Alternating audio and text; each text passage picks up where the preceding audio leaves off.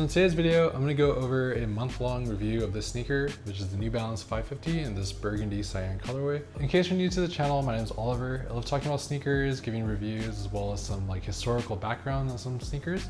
So if in case you like that type of stuff, feel free to subscribe. All right, so this is the New Balance 550. This is the Burgundy Cyan colorway, and this is a GR pair. I actually made a previous video on this detailing my first impressions as well as the initial review of the shoe, and I'll leave a link to that here in case you want to check that out. So I've been wearing this sneaker now for the past month or so. I've been averaging about 1 to 3 miles in these every single day. So I guess to round that out, I think I've been doing about maybe 45 to 50 miles in this so far. So I think I have a pretty good impression on how the sneaker performs as a walking shoe and its comfortability.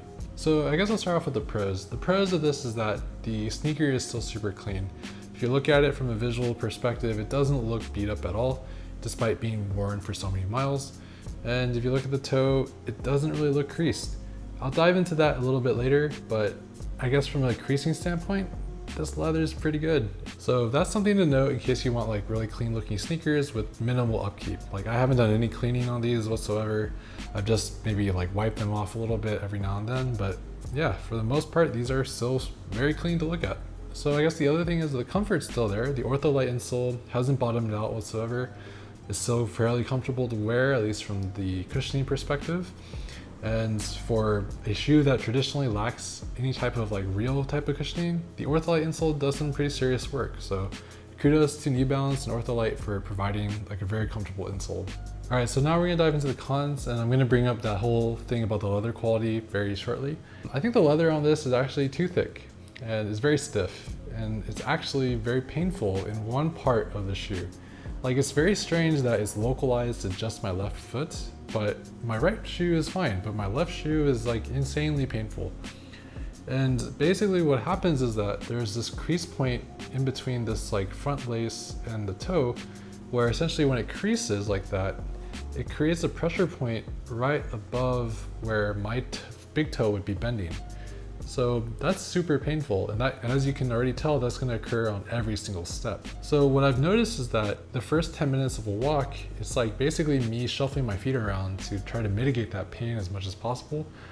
But yeah, for some reason it just keeps occurring no matter how many miles I wear the shoe, and it's kind of disorienting, honestly. And I'm kind of disappointed because for a GR pair, I would imagine that this should be a fairly comfortable sneaker out of the box, but because of the leather being so thick, it doesn't really give it much room to breathe, and it doesn't give it that softness, that suppleness that you'd get on an Aime Leon Dore pair. So I have that pair right here. Basically, I'll do a side-to-side comparison. Essentially, the leather on this Aime Leon Dore pair is very supple and it's very, very soft. The GR pair here is very stiff. I don't know what it is, but it's very painful. It's not pleasant to wear. So, New Balance, if you're watching this, you gotta really think about what you're putting into this type of leather, because this is not breaking in. And I've been wearing this a lot. I think the primary reason is because this leather is super, super thick and it just doesn't crease. So I think the way it creases actually causes the leather to bunch up and create pressure points across that walking motion. So yeah, honestly, this is pretty painful, and I hope it goes away at some point. And I'm gonna keep doing this manually. I'm gonna keep punching the sneaker too. In fact, if you've also had this pain as well, feel free to leave in the comment section below. If you were able to fix it, let me know how you did it. Right now, I'm just resorting to punching the shoe. I've been resorting to manually creasing it myself. So if there's a better way to do so, I'd love to know how you did it.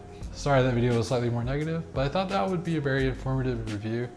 Trust me, I'm not being paid by anyone to make this, so I think this is a pretty unbiased perspective. And I've actually been wearing the shoe quite a bit, and despite the pain, I actually have persisted and tried to wear it as much as I can. So yeah, I hope this video was helpful in case you're trying to look for buying a pair of these yourself. Honestly, maybe I just had an unlucky pair myself. Maybe other people will have better experiences.